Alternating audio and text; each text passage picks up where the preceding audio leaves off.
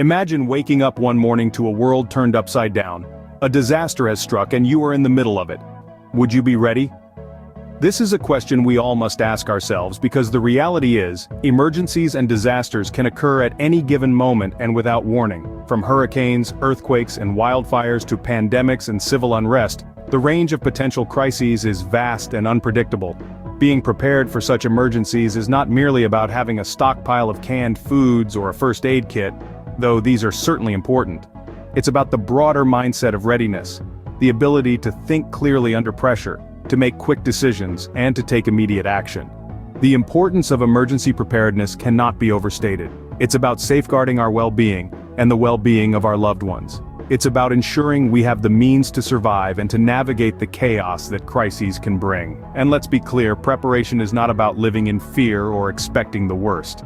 Rather, it's about acknowledging the uncertainties of our world and taking proactive steps to manage them. It's about being resilient in the face of adversity and having the confidence that we can handle whatever comes our way. At its core, emergency preparedness is about adaptability. It's about understanding that our daily routines can be disrupted in an instant and knowing how to adapt to a new reality. It's about having the tools and plans in place to weather the storm, both literally and metaphorically. So, whether it's a sudden natural disaster, a disease outbreak, or a prolonged power outage, being prepared means we can stay safe, stay informed, and stay in control. It allows us to protect ourselves, our families, and our communities when it matters most. Preparation is not about predicting the future, but about being ready for anything that it might throw our way.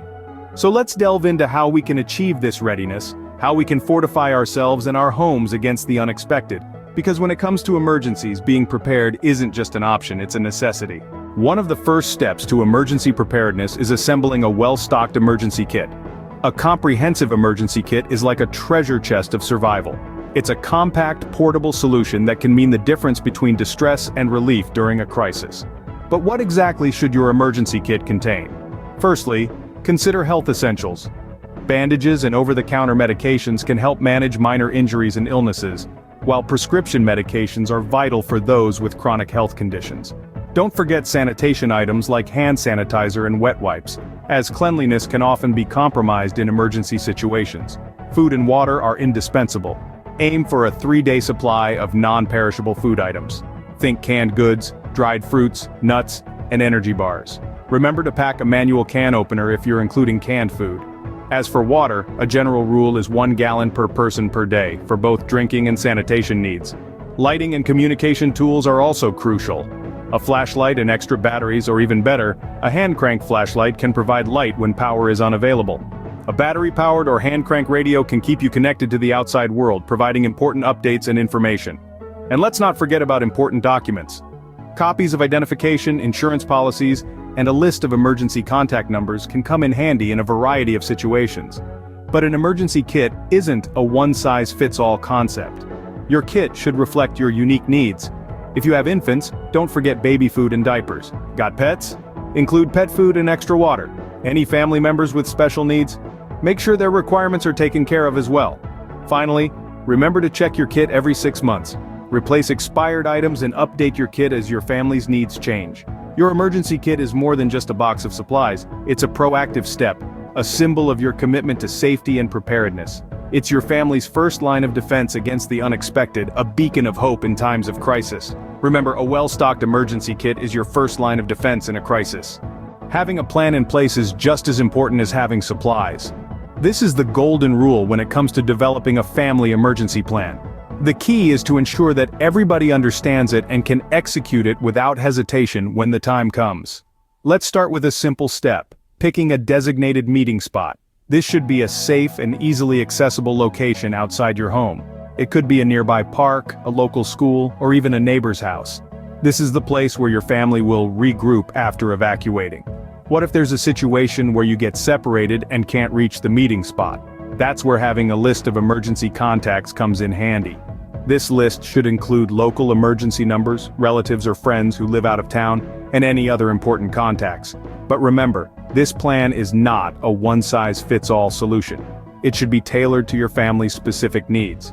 For instance, if you have young children, elderly members, or people with special needs in your family, your plan should address their specific requirements.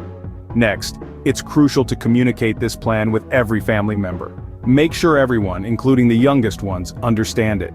You can even make a game out of it to help the little ones remember the details better. Another important aspect is to keep this plan updated. As your family grows or circumstances change, your plan should evolve too. Regularly review and update it, say once a year, to make sure it remains relevant and effective. Lastly, don't forget to include your pets in the plan. They're part of the family after all. Make sure you have arrangements for their safety and well-being too. The goal here is not to create panic but to instill a sense of readiness and confidence. Remember, in a crisis, chaos often stems more from uncertainty and lack of preparation than the emergency itself. A well-thought-out plan can make all the difference when seconds matter. With a solid emergency plan in place, you're not just preparing to survive, you're preparing to thrive no matter what comes your way. Knowing what to do in an emergency is just as important as having the right tools. This couldn't be truer, especially when it comes to fire safety. Fires can spread rapidly, leaving you with only minutes to escape safely once the smoke alarm sounds. Hence, conducting regular fire drills is crucial to ensure that everyone in the household knows what to do if a fire breaks out. Imagine it's a typical day at home. Suddenly the smoke alarm goes off. What do? If you've practiced a fire drill, you'd know exactly what steps to take.